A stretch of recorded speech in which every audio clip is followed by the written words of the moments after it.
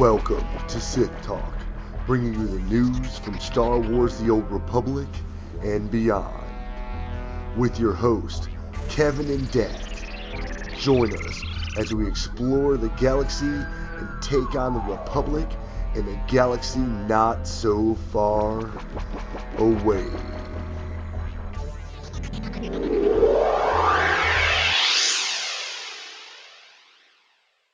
Hello, everybody, and welcome back to Sith Talk, episode 5. With your host, Kevin and Dat.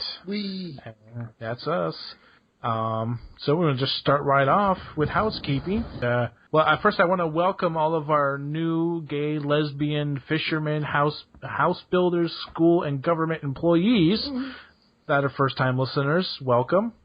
I went ahead and think I added our podcast feed to probably every aggregate podcast directory I could get my hands on, and that included everything. So if you're from that genre, sorry we're not about what you thought, but welcome. Waffles. Yeah, I mean, I added us to several aggregators as well, so, you know, that was, I mean, whatever we can get a little bit more exposure, that's what I was looking for, and it seems to be working in our favor, so that's a plus. Exactly. Well, because, you know, one of my biggest things has always been, you know, I think where I got some of my 5,000 subscribers on YouTube is spamming. You know, some people don't like it, but it's just that thing is if you feel you're doing something that you want other people to know, you got to put the word out there. And sometimes, you know, people are going to get mad at you, but you got to get it out there. And spamming a bunch of stuff is the way it's done. Well, and, you know, with the social networks that are available to us, we have to take advantage of whatever we can to get our fledgling podcast out there. I know our old buddy Two Fish said that he was making sure to mention us to his buddies at his campus. So, you know, we've got a group of college kids that'll end up listening at some point, and many more people in the future, I'm sure. And that's the thing, hitting that demographic that would normally have gone out to look for us. Mm-hmm. Oh. And we were talking, you know, as part of the housekeeping was, we want to make sure that anyone who listens to this particular episode that, you know, tune in next week. We're actually going to change our recording time. Instead of recording it midnight Pacific or 2 Central or 1 Eastern, however you want to look at it, we're actually going to try to record on a Tuesday afternoon on Twitch TV through the White Sword TV network. So that's Twitch TV / White Sword. Yeah. I would guess... I mean, I'm used to getting up at 2 Central, so or 12 Central, or like 12 in the afternoon. So I don't know when you want to do that, but we'll get that worked out. It'll probably be somewhere in the mid-afternoon, I'm sure, because that's about the time I'm waking up. And you know, normally you've got most of the things you wanted handled that day around that time, so that's good. Yep. And the best way to make sure that you don't miss it is to head over to Twitch TV / White Sword TV and hit follow, and that will send you an email notification when we go live that next week. But it'll also send you email notifications if I'm live streaming or something. But especially if you don't want to miss, because what we're going to try to do is just try to change it up a little and maybe take some questions and see what happens then. And if we like that, maybe we'll go on from there and do something else. And it also gives our listeners a chance to interact with us because of the chat client that they have there. We'll be able to pick and go through the messages that we receive, and hopefully there's a lot, and maybe add a little extra content to the show that way. Exactly. And that's pretty much for housekeeping if you can't think of anything else. Well, I should have the first episode of the Hot Chocolate Chronicles next week, and I should have Pseudo's intro done so that we can introduce her segment of the podcast with lore that she's been looking up and going through. So those will be debuted on next week's show as well. Exactly. That's cool. Like I said, I still have to say, just read it from the book. Everything from the book can be found on the PDS out there. Yeah. Okay, so that's housekeeping. So we're going to go over our weeks. How was your week been, Dan? Well, we were holocron hunting this week. Vortex is 50 now, and he's been working on his gear with a few folks. So we did some dailies on Ilum this week. I actually started doing the dailies on Belsavis as well. And I got to admit, man, for the amount of dailies, not a ton of them, but They were really good money. They've helped pay to build up the trade skills on some of my other characters, so that's made me happy. I've gotten to 400 artifice on my level 21 assassin, and that's been helpful. Haven't really gotten synth weaving as high as I'd like to, but I'll work on that later this week. And of course, trying to balance school with work, and of course the game has been rather treacherous, but I've been doing it, so it makes me happy. Yeah. Do you feel the money that you're getting from doing those dailies is decent from what's the news that's come down from the Guild Summit? About 84% of players have less than 1 million credits. Well, if they have less than 1 million credits, I don't know what the hell they're spending it on unless they're just, Mount Whoring it up, because you churn out at least, I'd say anywhere, Belsavis got me about 90,000 credits, between trash mobs and, quest turn-ins. Once you empty your bags after you're done doing the quest, that's where I really, start to gauge where my money is. And at 50, really, 80 grand is a fair chunk for, I think it was the equivalent of like 5 or 6 dailies, and that's that's pretty ridiculous. And that's pretty decent. Yeah, and then there's the Ilum dailies. You've got about 5 or 6 to do there. It's enough to get get an enhancement or not enhancements, but the barrels and some of the mods that you need from the daily vendor there. You end up accruing up to, if you include heroic, somewhere around 23 of the daily commendations. So you're able to get your gear fairly quickly. You're also able to get a good chunk of change. I think all told, the one day I did all of them in the same day, with the exception of PvP dailies. I think I pulled down about 200K. So 5 days you'd have a mil if you were, frugal or you had all your stuff together. So I don't know why anyone doesn't have a crap ton of money. For those of us that aren't up to, is there a weekly, or is there a amount? Like I know in WoW it was 20-some a day. There's a ton of mounts available at 50, and for 200... Well, no, I mean dailies. Is there a certain amount you can only do a day? There's supposedly a cap of 25, but I don't even think I've seen a full 25 dailies. I mean, unless you're counting in PvP dailies or random dailies that I haven't found yet. But right now, I've only been doing the Belsavis and the Ilum dailies, so... Cool. How was your week, Kev? Just really busting out some levels. Got up to 43 this weekend. Just really trying to focus on leveling. Did some Datacron stuff a couple of weeks ago and thought about going back, because hearing your guys' you were telling me about you guys doing all this stuff, going through it. But I was like, I just really need to sit down and I need to focus on that and really just kind of getting back into the story and starting to enjoy myself again. I don't know if it was just because I think one of the things I was doing that was trying to power level too fast and missing all the little things. And now that I've kind of gotten back into that, I'm starting to enjoy myself again and really just starting to kind of get back into playing a lot more than I have before. Well, and for you, it was always, with WoW, it was a lot about the community and a lot about the storyline. And like I told you, I kind of felt bad because you were at work the one night and we were out hunting holocrons and had a blast of a time. I got to start recording more of the Ventrilo because Vortex got us, kind of lost, I'd say, working on one of them on Hoth. And we basically had to jump on glaciers all the way around. And we're hanging on, pieces of glaciers as we're going around the building. And at one point he goes, whoops, we missed a jump, and we should have went this way.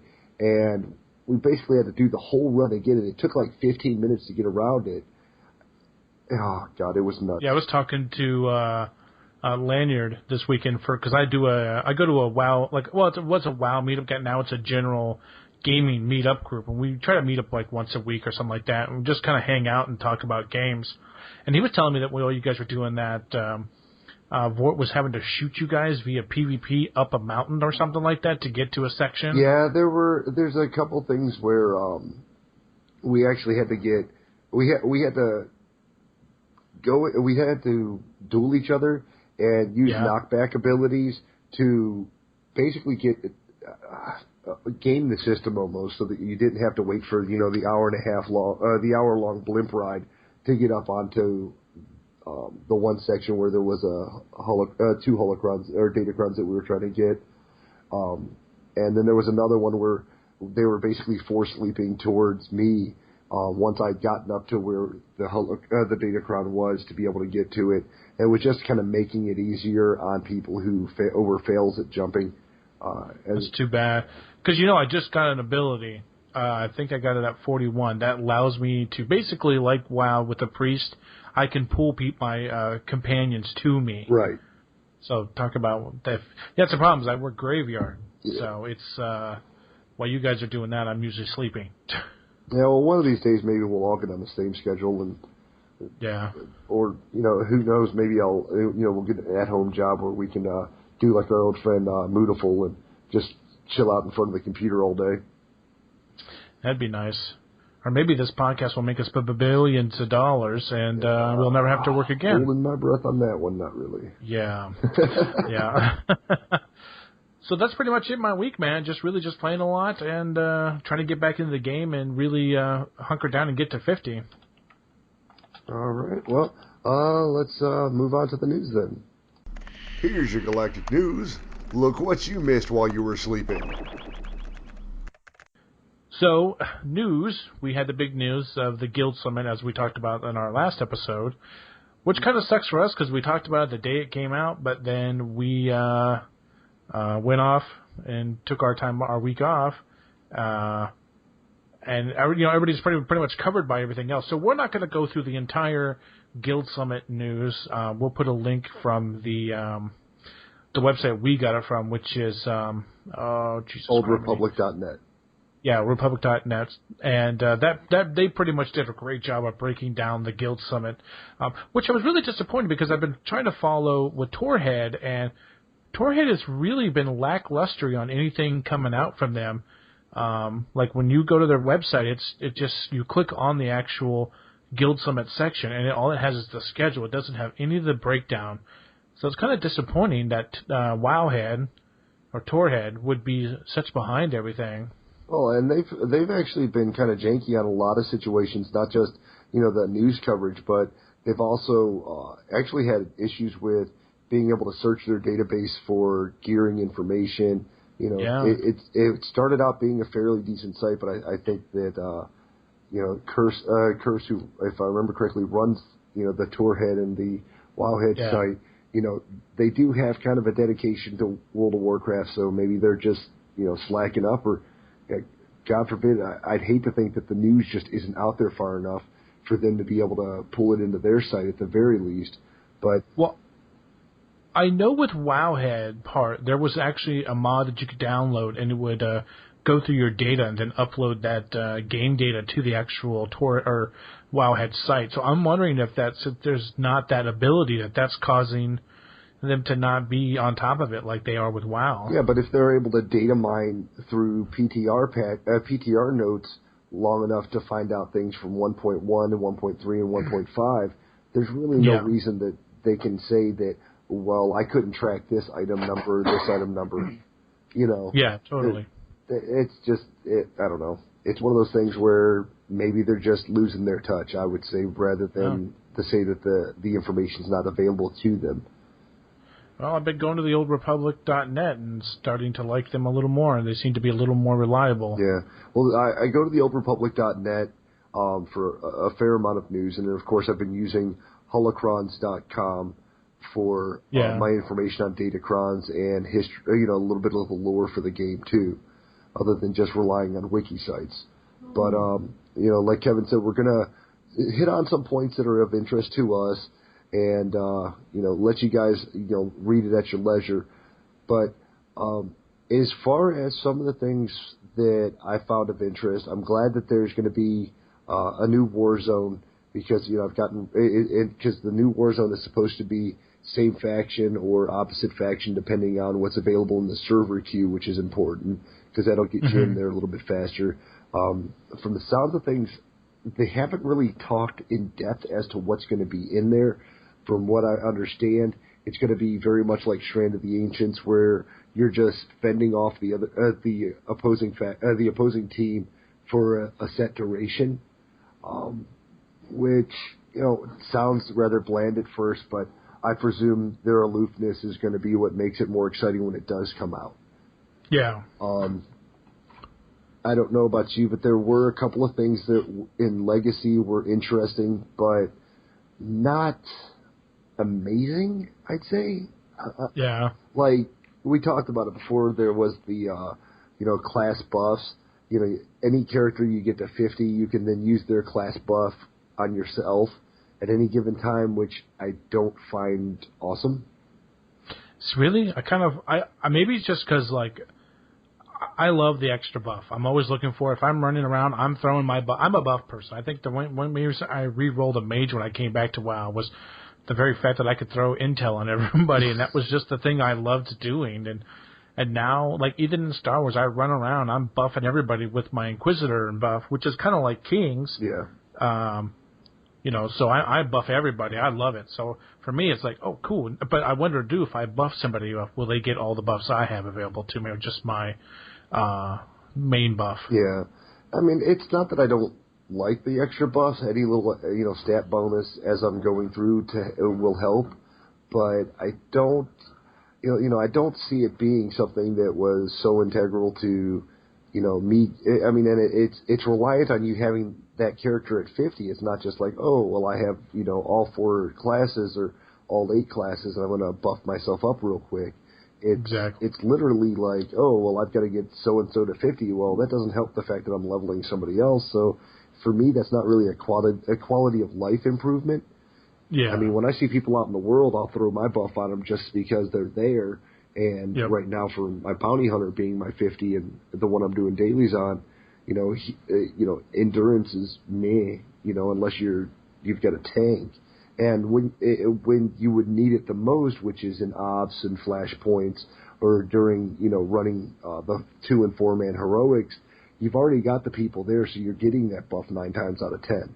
I mean, sometimes you've got a case where you've got same classes together, in which case you're missing a couple buffs, but that's normally during a 4 man heroic where it's not one of those things that you're going to be hurting if you don't have that additional buff. Well, if you think about it, they pretty much did what WoW did, where they took races abilities away. Like, they merged buffs with people and merged abilities, gave them the same abilities to other classes because they were seeing that those classes weren't being played or brought to the actual. Well, yeah, like how mages got, mages and hunters both got bloodlust, right. Which I thought was hilarious. Yeah, and then how kings and what was the druid ability pretty much became the same thing. Yeah, and I don't know. I don't see those, like I said, I don't see that being huge. Yeah. It's not a game changer, but it's kind of cool. But yeah, it's one of those things. It's like, oh well, we don't got it. We'll deal without it. And then of course they introduced the family tree legacy thing, which really didn't once again say anything to me. I mean, it's something that's good if you're RPing, or if they decide that your family tree will allow you to then make merge the 2 races together. For a specialty race of some sort, that would make it more interesting. Or if it is something where, because you've decided to play, races X, Y, and Z, like say you had a Chiss and you decided that Chiss and your Sith got married, and that then allowed for you to have a crossbred, purple Sith, maybe, I don't know. With red eyes, and that was, going to be able to be used as another alt, that would be kind of cool. But right now, it's literally just, a connect the dots game where you can basically make all of your alts seem as though they have some general relationship, which is really just a PvP thing. I think it goes with the RP thing. Some of the other podcasts I listen to, they like it just for the very fact that it kind of adds that RP element to it, so we can say, this is the father of such and such, and I wonder if it's going to be like when I see people run around, because like my legacy name for my Savon is Burfoot, and I wonder if I set her as the mother and I set Lord Kevin as the dad, would the children after that say the son of or the daughter of? Now, see, that would at least be pretty cool. You know what I mean? Yeah. Because that then gives you another ability to feel a sense of individuality.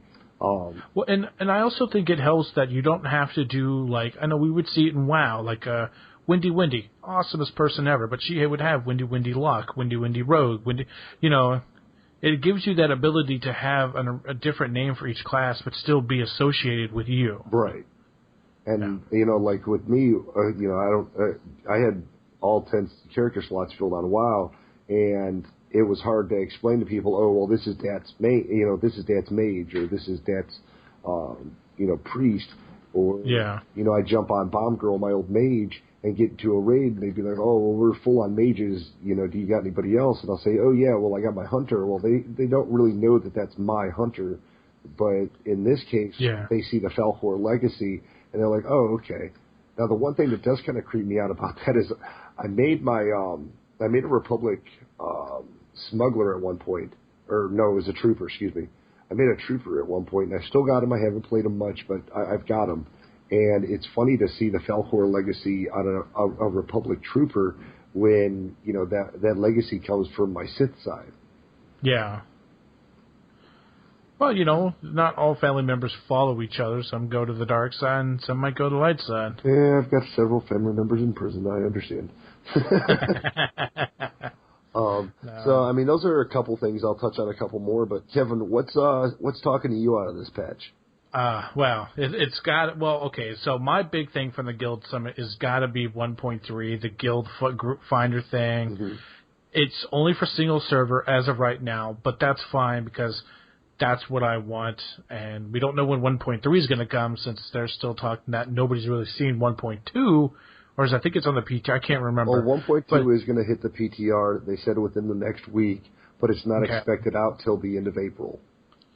But that Guild Group Finder is the thing that I am most looking forward to. I think it's the thing that I really want. Because I get to that point where it's just I log on, and maybe there's some times where I'm just kind of flying around, just picking up nodes or whatever, and I have no problem sitting in the queue waiting for it. So that's my big thing. And I love like most of the legacy stuff. I love the family thing. The thing that I think is once you hit 50, you can unlock if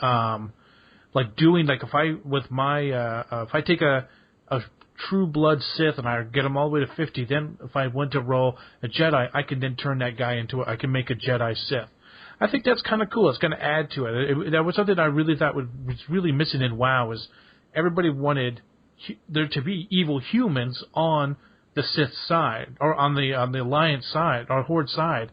Now we have a chance for that in the sense that now we can have True Blood Sith who've decided, I want to be a good guy. I want to be a Jedi, or I want to be, I want to follow that path in my life. I don't want to, just because I'm a Sith doesn't mean I have to be evil and bad. Matter of fact, one of my quests I was doing, I ran into a Sith who was with the Secret Service people. And she was just like, I'm one of the few people that are born True Blood Sith that don't have Force abilities. I mean, so there's got to be others out there that have that inkling to not want to go to the dark side, but want to join the good side or whatever. Yeah, and that falls into the the Revan path as well, because Revan being a famous character who had been Sith, then saw the Force, and then was killed by both sides basically, and then brought back as just a Force user in general. So it wasn't a light or a dark. It was just he was there, and this is the Force, and this is how you use it. So it does kind of make sense as far as that goes. Now, following in with that is the idea of Force choke or things, certain abilities being able to be used by your other characters once that for each character hits 50, and Force choke has been used as the example.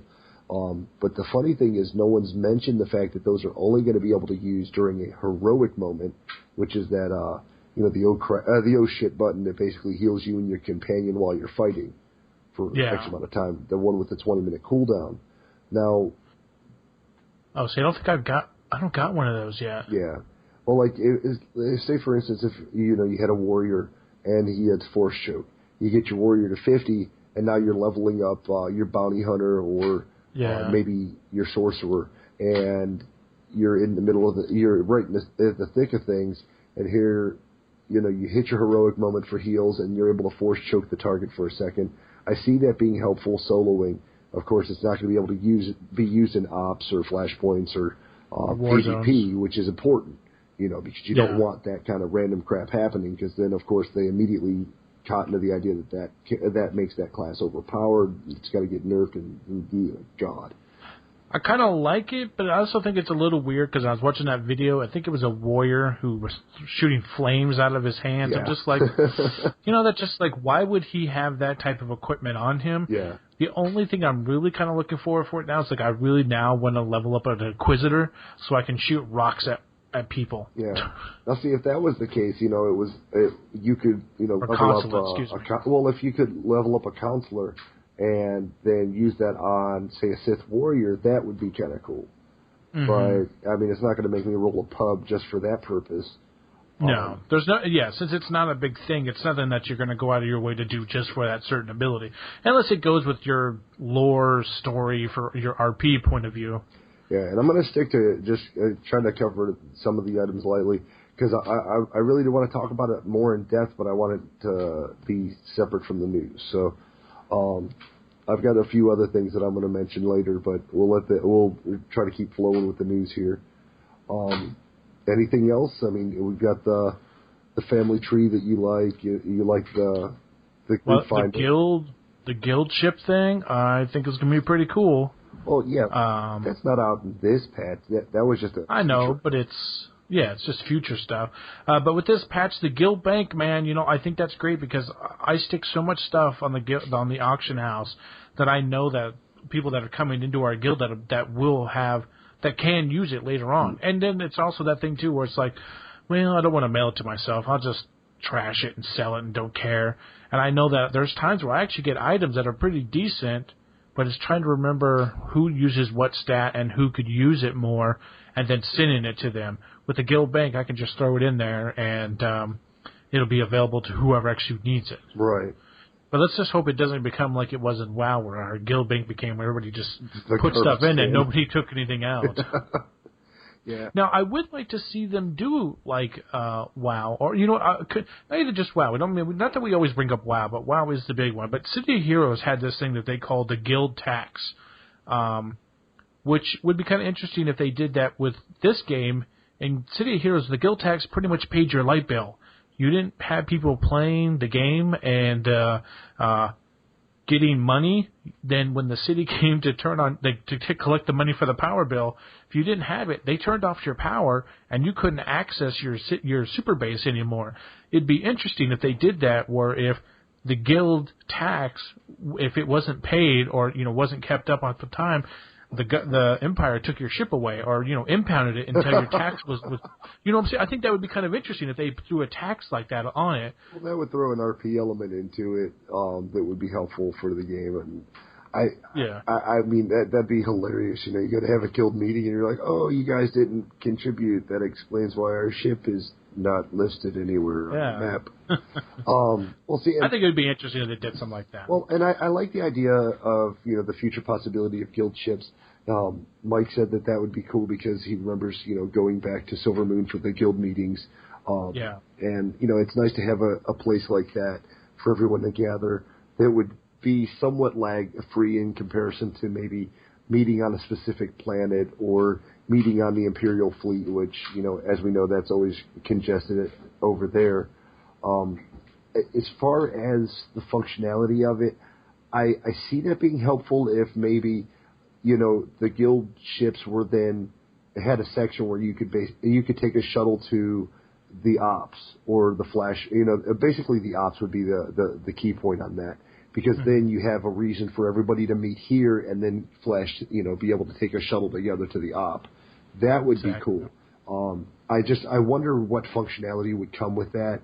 Being that our ships are considered mission points in the game, if something like a guild ship would be useful for anything other than, just getting around and hanging out.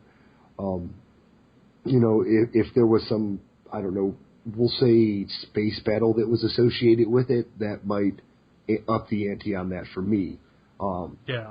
I didn't really get into City of Heroes to the point that I was in any Heroes Guild, so maybe the player housing to me doesn't represent as much. And I know that Guild Wars, I believe, had it as well.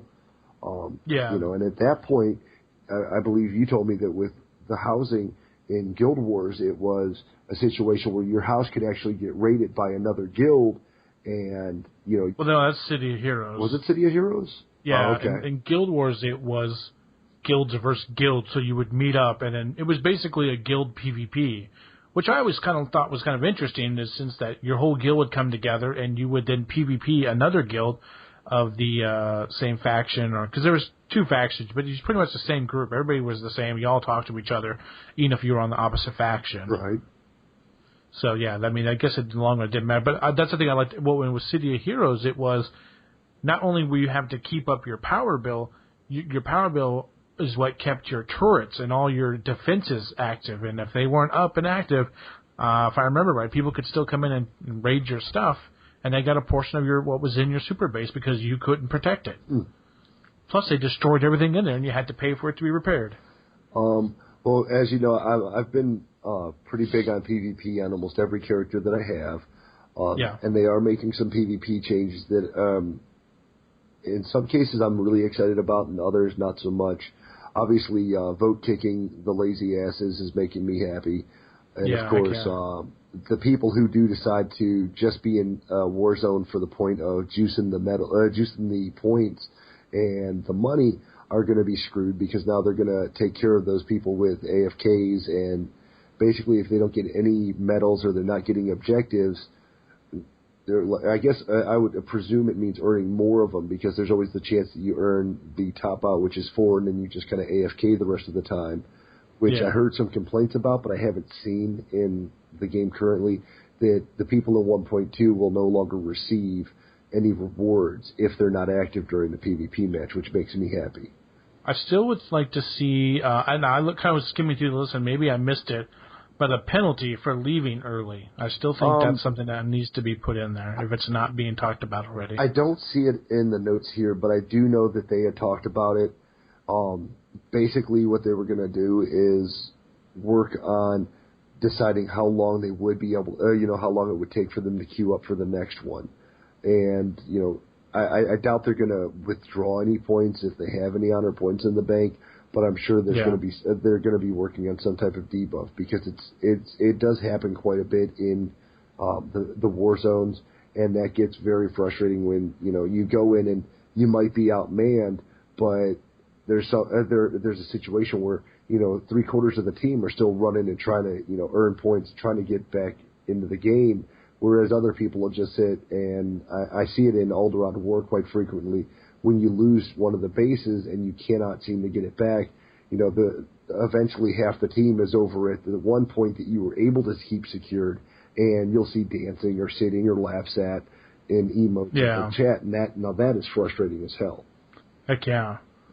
Well, that's the thing. Like I've seen too with the hut ball is where you're down by 3, and by 3 people are giving up. It's like, oh, well, we can't come back from that. But I've been in matches where we've been down by 3 and we win. Yeah. I mean, and it took a little bit. It took a lot of effort of people just really CCing and getting everything going, and then we came back strong. So giving up early is and that's another thing. Wasn't there a thing saying that you're going to get awarded if the match is won faster? Yeah, they're working on apparently giving more rewards if games are won faster. So it's actually going to encourage you to push harder throughout the match to try to get it over with, instead of just basically running out the clock.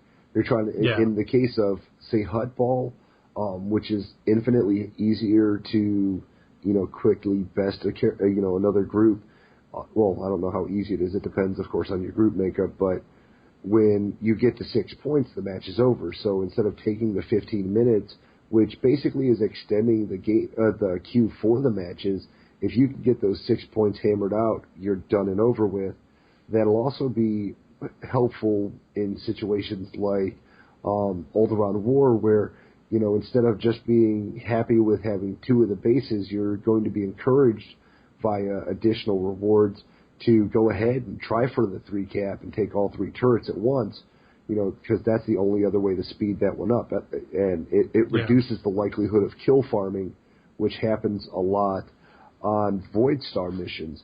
Because what will happen is on Void Star, if they already know they've got you, they pretty much just sit there and, kill, get you as soon as they can to kill you, as opposed to, the other group just trying to beast their way to the doors.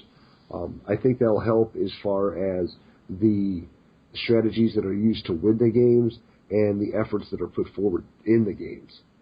Well, that's where the quitting comes, when they realize we're just being farmed. What's the use of staying? Right, and that'll get frustrating for anybody. But it's still, if you push forward, you may end up getting the rewards that you didn't think you were going to get in the long run.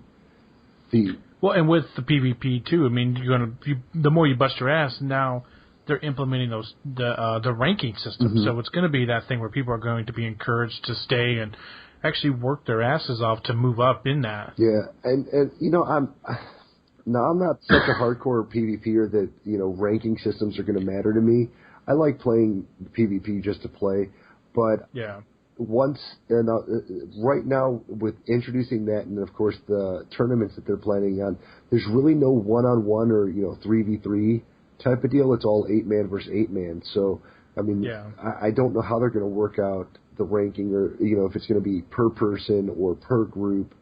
I think that I would be more interested in the ranked PvP once they have the persistent groups, which they already stated weren't going to be until sometime in the future. They don't even state near future, just in the future, because I know there's a lot of times that Pseudo and Spawn or Lanyard and Vortex or even Datacron, and I don't think you've joined us for many of them, but when we get up as a group, as a guild, and we go to queue up for the war zones, and then after the war zone, immediately we have to drop out of queue, reform the group, and that takes us out of the queuing cycle for a little bit. And it may only be a couple of seconds, but it really does make it seem that much longer. Exactly. And when you look at the ranked progression from there, then you have the ability to build your full 8-man team, queue up as a pre-made, and get in there and get true rewards out of it because you've got an entire team, everybody's working together. I think at that point, ranked PvP is going to really make a difference for me. Or if they, invest in the idea of doing an arena-style fight where it's 2v2 or 3v3, then that to me seems more appropriate for ranking than individuals queuing up for war zones and, getting ranked based off of, the performance at that point. But one guy meets 8 bad guys, it makes his rank look terrible, whereas, the 3 or 4 guys that get together and end up beasting everyone else do technically look a lot better on a spreadsheet. So we'll see how they implement it as to whether or not that's going to be great. Yeah. Well, I only want to cover one more thing, and that's the guild features that they're going to be adding. The emblems on the armor, okay, I guess. I mean, I'm a robe wearer, so it doesn't really do anything for me. Well, see, now I think that's kind of cool. I want to see how they're going to implement it and how they're going to allow us to design the emblems, because that was something that, in WoW we touted quite a bit. There was a familiarity there that, maybe you hadn't seen that person lately, and, it gives you a bit of a passive way to advertise your guild, which is important to me. You know? And it's the implementation of the emblem, how they decide to display it, how big the emblem is going to be, and the customizing options therein that will give groups a sense of whole. I know that, when we saw someone without the guild tabard, and it became something of a regularity once they started putting in rep tabards in WoW, where you didn't see people with their guild tabard on so much. But in the early days of the guilds, both the Guardians of Silver Moon and the Silver Moon Sisterhood, seeing that was very, very important for your guild. So in this game, it would be nice to be able to see something like unity, that. Right? And it gave you a sense of true community when you saw someone else with that emblem or that that chest display. So I'd like to see it just because I missed that. It would be it, and once again, as I normally do, I'll allude to those who RP. That's a big thing for them as well. This is their community, their people. Well, yeah, and I think it's a good thing. My only concern is if it's not going to be tabards, because we know we're not going to get that. Right. Is it going to be plastered on the back of my robe like an advertisement? Is it going to, you know what I'm saying? Is it going to be that really goofy emblem on the back that's like, yeah, I got this great hoodie, but it's most comfortable hoodie I've ever worn, but it's got this big huge emblem on the back and it looks really corny. Yeah, you're worried it's either going to be very NASCAR where it's just put in some oddball spot, or Exactly. if it's going to be displayed in a manner that makes sense for what you're wearing. And I dig that. I mean, I'm sure it's obviously not going to be a tabard, but presumably it'll be some type of badging. I think I've seen it. I think I've seen it in other situations where the badging was set and it's normally over the left section of the chest. Who knows? Maybe, given how many classes were capes, they could actually be used as the emblems that hold the capes onto your back. Like the brooches, right? Or something to that nature. Yeah. I hope whatever they do, it looks nice. Yeah. It's not hokey. Another Another thing. Yeah. Another thing that's coming. What's that? Go ahead. Oh, the guild calendar, and the advertisement, and guild progress will be implemented later in the future. But I'm glad to see that there's more guild stuff. The guild calendar thing is great because that allows us to be able to set up, if we want to do Datacron days, we can set it up for recruiting or setting up. Like, hey, on next Tuesday at this day, if it's going to be like WoW's calendar, where it's hit yes if you want to come, maybe, or no. If that's the way they go with it, that's going to be amazing because that'll allow us to be able to set more things up in a more timely fashion without just like, hey, what are you doing? I'm just kind of hanging out. What are you doing?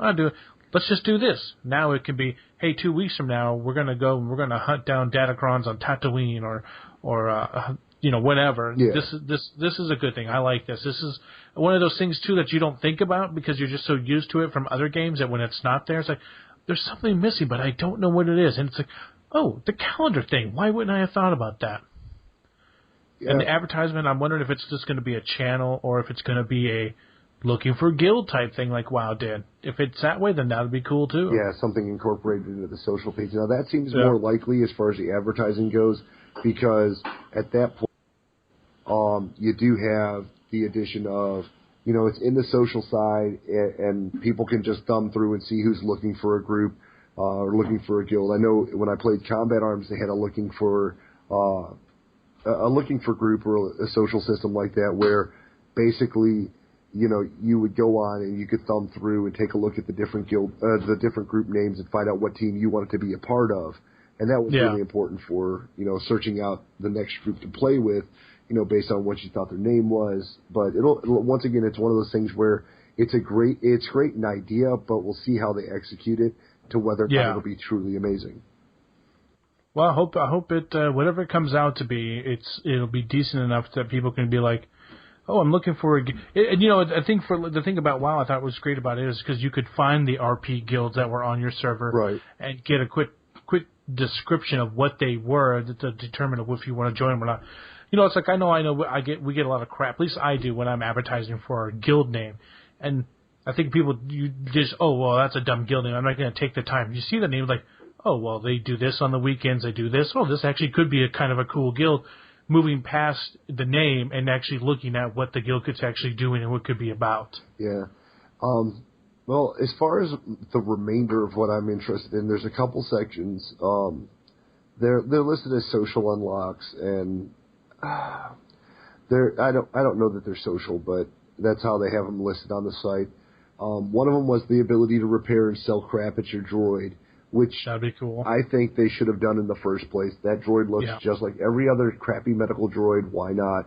I don't need to purchase anything from them, but it'd be nice to sell my crap. I mean, even, once again, somebody's going to eventually email us and tell us to stop talking about WoW. But, I'm telling you, man, that droid is probably the best thing in the game, and we're all ignoring it. It will be as soon as I can sell my crap to it. The things that I do worry about are the idea of a neutral GTN on your ship. That's based on high legacy level, and they don't say where in the legacy level, but there are some. What is the legacy level max? Is it 50? I don't know. I haven't capped myself, and I'd have to look into it to find out for sure. I'm sure it's somewhere around 50 or 60, just like everything else is currently. And And there are some people that have maxed it out. So yeah, that's just insane, but they have. The other thing is, we talked about last week, we talked about the possibility of mailboxes on ships, and apparently they're going to bend over for that one too. As to how it's unlocked, I don't know. But I don't mind the idea of being able to sell crap to my droid. I'm not terribly offended by the idea of accessing a neutral GTN based on, the fact that you do have the communication systems there. So they do kind of lend themselves to the idea that maybe a neutral auction house would be useful. And there are a lot of things in the crafting profession that are only able to be used by races that basically don't end up picking them up. As far as my Sith guys, I picked up stuff for Jedi that's only able to be used by Jedi Knights or only be able to be used by Republic soldiers, and I don't have any. Well, now, let me ask you if this is there neutral auction houses in this game? Crystal did say there was one.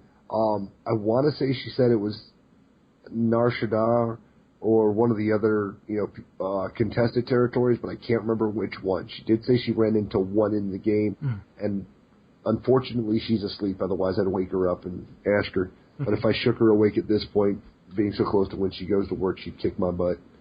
So we'll let Pseudo sleep. Yeah, because that's something that if it's there, I haven't come across, and that was something that would be interesting. All right. Well, anything else as far as the news? No, I'm. Looks like the level cap is 50 for the Legacy thing. Okay. That's just what I'm picking up via Google. Other than that, that's it for me, man. All right. Well, then let's move a little bit further forward. I mean, we didn't have any emails, which I was hoping to feed into this week, which is kind of sad, but man, whatever. But one of the things I really want is I'd like to, have the ability to get more people into the guild. Just because I want to be able to have more times during the day that we can end up running into oddball groups like we did for the holocrons this week. I mean, that was a ton of fun, and it felt very much like the community feel that I had when I played WoW originally. And, we just run around all these random areas, and we helped Lanyard get a couple of quests done. We helped Lone get a couple of quests done, which was a lot of fun. And then, of course, being that I was on my 50, I was able to get some stat bumps that really do help me out in the long run.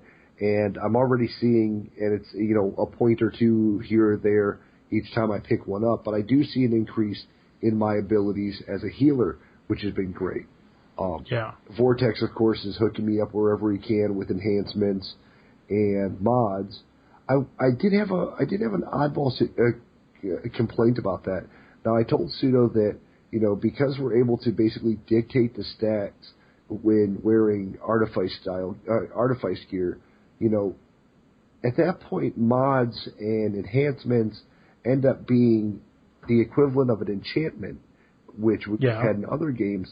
So one thing I'd love for the, producers of the game or the designers of the game to do is let's see crafting, at least as far as gear and the augments to the gear or the enhancements to the gear.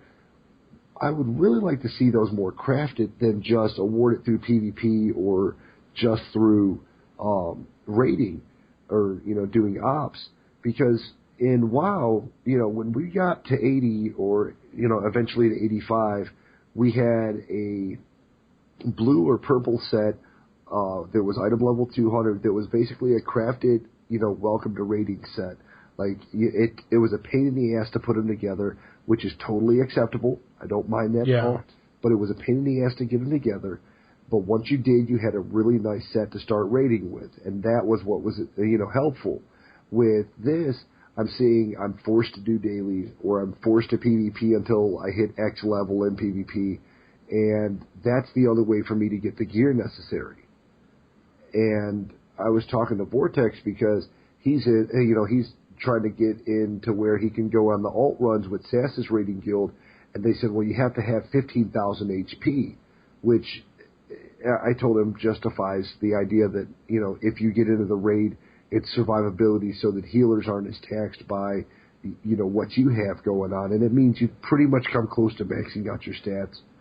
But why is there like the level it's considered a level 23 as far as gearing goes, but why is it that there's no level 23 or level 24 crafted enhancements? That really pisses me off.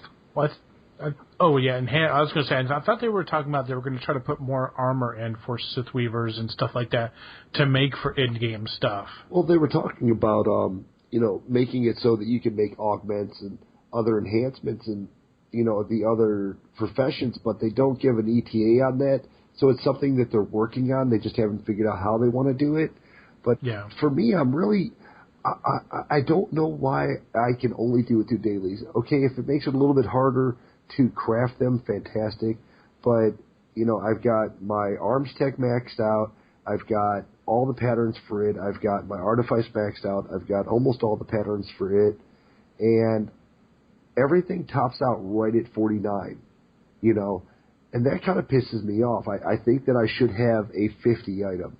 I should be able to get things through my crafting professions. I either spend a amazing chunk of change to get those maxed out, or I end up spending a lot of my own time and a ton of effort to, well, I guess not a ton in comparison to some of the games I've played in the past, but I'll say a fair amount of effort to get those maxed out, and the best I can do is maybe 49. Yeah. Which could be frustrating, especially since you worked all that time to get that high. Right.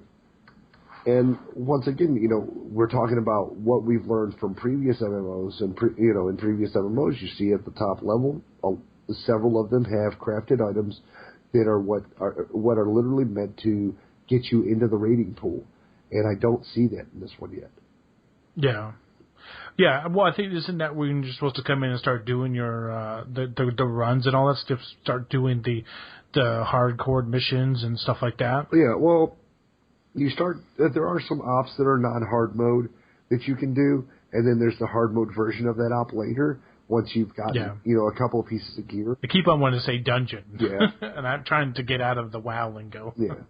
Well, and there's the okay, so if you wanted to get the rating items, which are considered now, and some of it's kind of weird because it's based on the average of the total parts. So if 3 of your items are 51, then you're at like a level 130, I think it is, or something goofy like that. And if you do all your dailies every day, that's 23 patches. If you do that for 5 days, you can get a piece of gear or an implant or a headpiece or little this and that eventually get you there. So over the course of several weeks, you could then effectively get a full set of what is nearly what you get in rating. So it's at that point just slight upgrades when you go into the raids. And I don't see that having to be something that needed to be strictly through dailies. I would have liked to see it occasionally through crafting. And there are materials that are a bit harder and do take several attempts at a mission crit to be able to get those items. And see, that to me seems fair. Maybe not to everybody. To me, it does. Now, well, I mean, they're going to make you want to work it, just like the Datacrons. You're going to have to do all the little things they want you to. You have to do the dance to get where you need to go. It's not going to just be handed to you, because then you get the whole storm of catering to the casuals. Well, and some of it is catering to casuals, but the game, for the better portion, the game does that all the way through. We're talking about the fact that you rarely have to group up unless you want to do a 4-man heroic. And in some 4-man heroics, it's just as easy to do with 2 people and their companions. Other heroics require a bit of finesse, and usage of 4 actual characters, 4 actual players instead of 2 players and 2 of their NPC companions. Yeah. I don't know. I would just like to see more crafted epics, or starter epics, we'll say, in the game.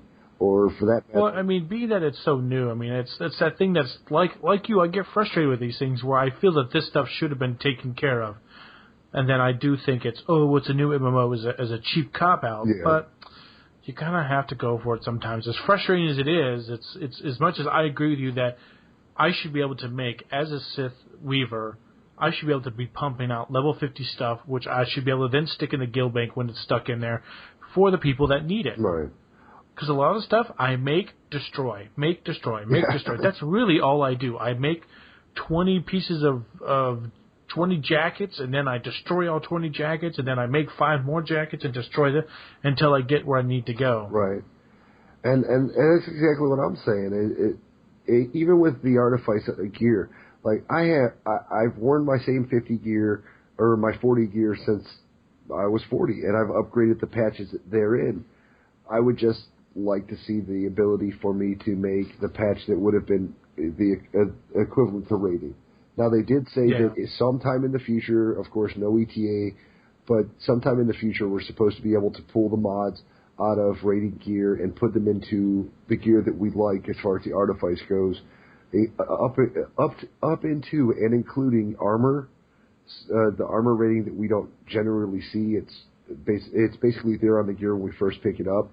So at that point, people who want the tank and the slave girl outfit will be able to, which I kind of find odd, but as long as the stats make sense, that's all I really care about. It does lend itself to the individuality and if you like what you're wearing, keep on wearing it, just upgrade your crap. And that's fine. I mean, I like the pistols I have. I see no reason to change them out as long as I can keep upgrading them as far as their stats. I like my level 40 PvP gear, and I'm changing enhancements based on what my current character's need is, and that's fine by me. That's cool. It does suck when you get a piece of item that you can't change. Yeah. But you need, I just got this lightsaber. I don't know what it is about. I was running with an orange lightsaber for the longest time. I just got this red lightsaber, and it's got this great hum to it that the other one didn't have. Just this really deep and dark hum, and it's just like, wow, this is really cool. I like this. And I know that the next one I get probably is not going to have that really intimidating hum about it, which I really like. And it's the first time I've come across one. I know this is the first time I've ever heard this deep hum. I don't know if it was something that was added or what, but it's kind of impressive, the hum I'm getting from my lightsaber. As long as you don't put a subwoofer on high and stick it under your butt, I'm totally fine with you enjoying its hum. Hey, what I do in my house and my lightsaber is my business. Oh, move my speaker out of the way. But so I crafted a crit orange gem, and I never paid attention to it previously, so maybe it's just me being retarded. So I was like, oh man, I got to get these crit gems into my blaster so I have a higher heal crit chance. And I was like, oh, I'm going to go with orange. That way it can look like I'm pissing on somebody and I need, I need dialysis or something. Well, then I go and I put the crystals in there and I'm thinking it's going to change the color. And the entire time my healing ray is always green. I don't know if that's by design or what that is. It kind of makes me mad. I mean, now when I shoot an NPC, when I shoot shoot like an actual target, when I'm taking out an enemy NPC or another enemy and I'm shooting at them, it blazes orange. But it'd be kind of cool to see my healing ray turn orange. Yeah, that'd be nice. It gives you that look of your own look instead of just a green stuff coming out. Right, and my sorcerer, when she casts, you can see the dark waves coming off of it, which I think are just bananas. It's awesome. Yeah. And whatever color crystal you stick in her lightsaber, you're going to see because she's got her lightsaber out all the time. Right. Her stat stick's just waving around in everybody's face. So yeah. And she has a yellow crit gem as well. Let me think. I'm trying to. I know there was something else I wanted to bring up. What was that? Well, I haven't had the money to get the new gems that are available through the vendor at level 50, which are supposed to be for the people who pre-ordered. The pre-order gem vendor is supposedly what he is. I don't know because I did pre-order and you did. So the four of us, the three people in my house, and you wouldn't know. I'll have to check with Vortex to see if he's tried to talk to the guy. But on the Imperial Fleet now, there's a guy who will sell you level 50 gems in cyan and a few other colors for crit and endurance and expertise. So there's a few nice gem a few nice gem options if you just don't want to go to the GTN. I would like to have seen that scale with, I don't know, legacy level or something of that nature. Yeah. But that's not too Yeah, the legacy level thing is really sad because it's there and we know things are coming for it. And once it comes in, it'll be like, oh, thank God. Yeah. And I think once we have time, it'll actually help out in the long run, but yeah, it's not too bad. Nah. Well, if you don't remember if that's it, I guess we can just go ahead and wrap it up. We're hitting about an hour. All right. Well, since we're at an hour, and I know you and I could babble on forever, we'll go ahead and cut it loose, and just remind everybody, that we are working on doing a live feed for just for testing purposes. If it goes well, maybe we'll do it on a regular basis. Which you can find over at Twitch TV/WhiteSwordTV. Mm-hmm. All right, Kev. Well, as we normally do at the end of the show, we'll go with what we're plugging. What do you got going on this week? Really just kind of focusing on Sith or on playing my characters, getting them up higher levels so I can have some more. I'm hoping by next week at least we'll be at level 50. The way I'm kind of pumping out these levels because I stop playing once my rested XP's up, and then just take a little break and then come back and play some more when I have more. I'm hoping to be 50 by next week. No promises.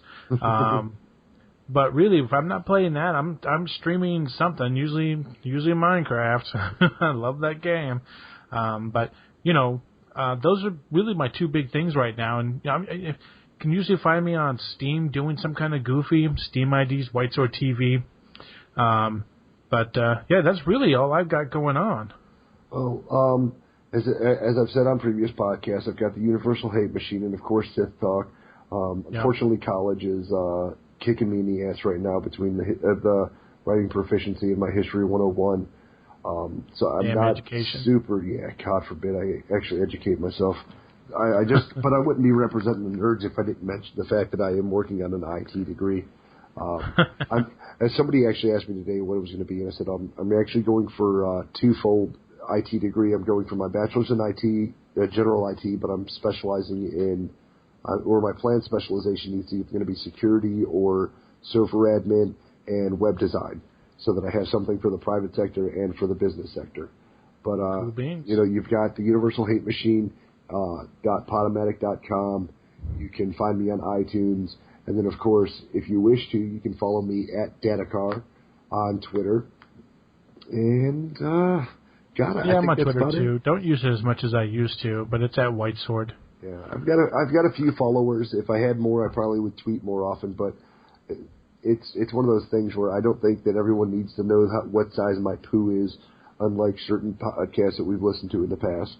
Hey, I love Keith's poo.